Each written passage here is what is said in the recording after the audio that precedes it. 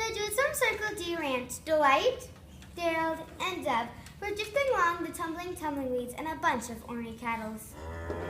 Of course, Blue the Camp Cook was there too. This wasn't the first time these cowpokes had been stranded out on the range for months at a time, but this was the first time they've been stuck out on the range at Christmas. 3 days to Christmas, boys. Yep, and we're stuck out here with these cows.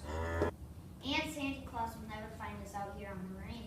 Ain't gonna be no presents. Ain't gonna be no stockings. Worst of all, there ain't gonna be no Santa Claus. Time for supper, cowhands.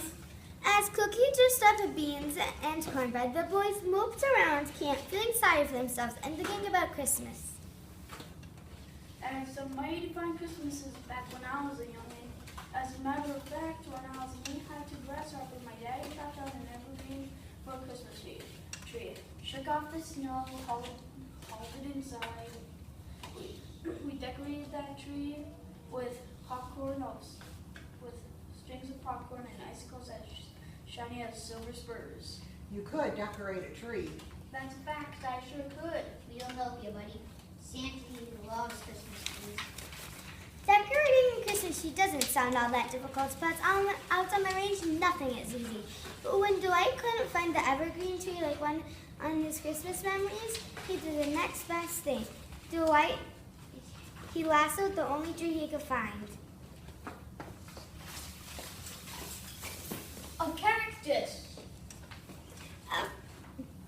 There were none of those fancy Christmas tree icicles out on the range, but Gerald had an idea. Haysicles! Of course, Deb wanted to help, so Deb did what only Deb would do. These here are cans of corn to hang on the tree. We ain't got no corn popper.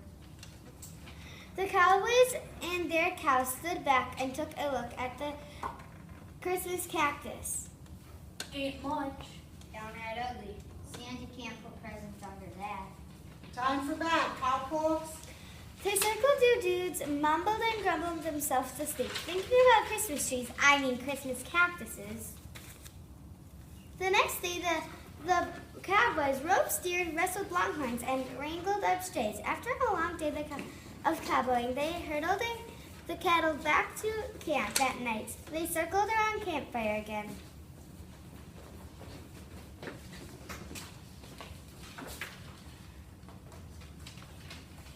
I have some right kind Christmas memories of when, with my family, every year Granny made homemade sugar cookies and baked them in the woods. So when the cookies cooled down, Granny and I heaped on sugar, sticky frosting, and shook on sugar sprinkles. Those were the best cookies I ever ate.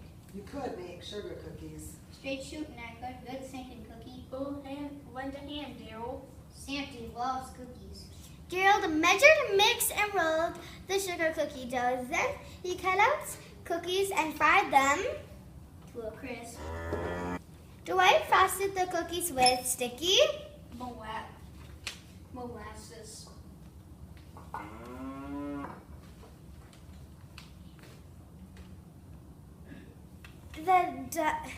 and Deb did what only Deb would do. On every single cookie he sprinkled Beans, we ain't got no sprinkles.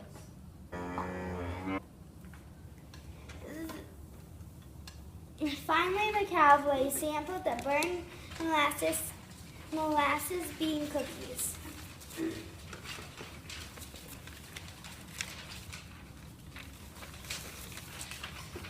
These don't taste one bit like Granny's cookies. The downright awful. Santa ain't gonna like them.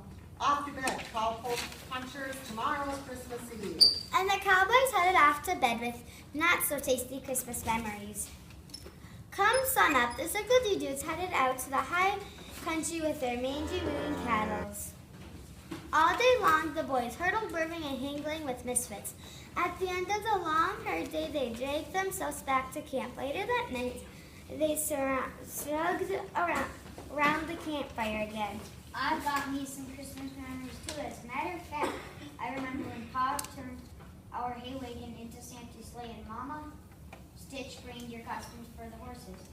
Daddy would drive that sleigh around and around our house. The bells would jingle and sleigh tracks would cut through the snow. You could do all that if you had half a mind to. Or had half a mind at all. Darn tootin', I could. That's a great idea, Cookie. Now with our horses, you don't. That goes double for me. Doug blast twigs onto the herd's heads and stunned. Then he tied bandanas to their tails and dangled cowbells around their neck. Perfect. Then Dub asked the whites and jails to have a look at the cow creation. Those heifers look ridiculous. Downright pitiful.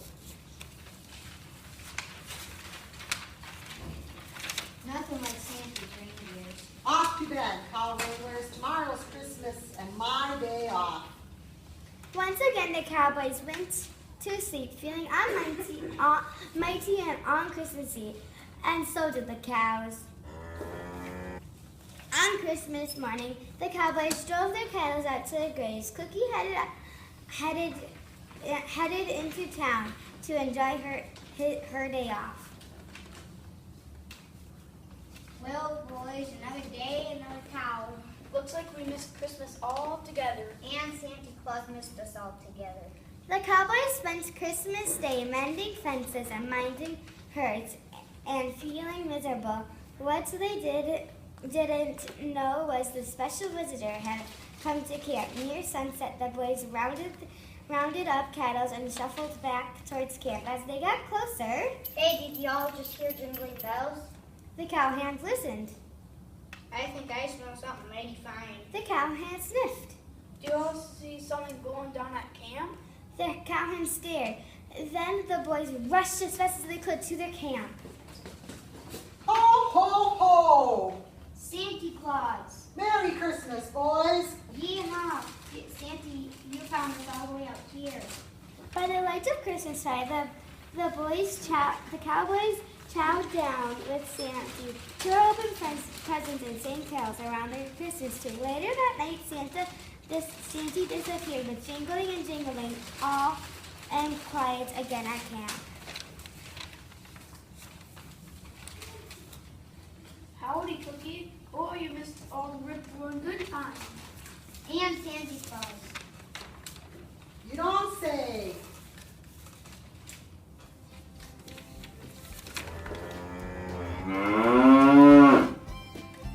The cowboys and Cookies settled around the campfire, and the cows settled down for the night. 6 days till New Year's Eve. We're stuck out here with these cows. Do you think we'll have a party? Could be.